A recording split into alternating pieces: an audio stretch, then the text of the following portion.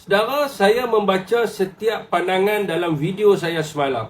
Ada yang bersetuju dan ada yang sebaliknya. Saya juga bersetuju ada beberapa pihak yang mengatakan kita tidak boleh terima Zahid Hamidi kerana kes beliau sebelum ini. Saudara dan saudari rakyat Malaysia, dahulu Tan Sri Muhyiddin Yassin mendesak almarhum Tun Abdullah Ahmad Badawi untuk letak jawatan Presiden UMNO kerana skandal yang kononnya melibatkan menantu beliau. Dan kemudiannya Tan Sri Muhyiddin Yassin mendesak Datuk Seri Najib Razak untuk melepaskan jawatan Presiden UMNO kerana skandal YMDB. Begitu jugalah dengan penolakan terhadap Zahid Hamidi kerana kes-kes mahkamah.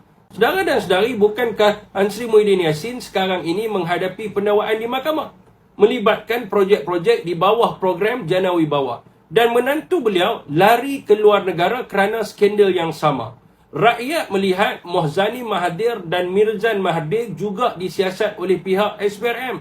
Namun mereka tidak melarikan diri dan memberi kerjasama. Begitu jugalah dengan Tun Dr. Mahathir Mohamad.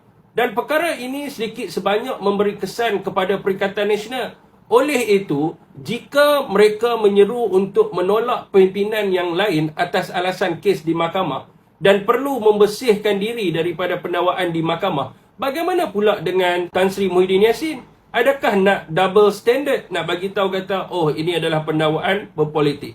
Rakyat persoal, adakah menantu kepada Tan Sri Muhyiddin Yassin akan balik ke Malaysia selepas bapa mertuanya menjadi Perdana Menteri? Dan adakah Tan Sri Muhyiddin Yassin akan menjadi Perdana Menteri yang ulang-alik ke mahkamah dan menggugurkan dia punya kes sendiri? Dan apakah respon rakyat Malaysia? Adakah anda bersetuju dengan apa yang saya sampaikan ini?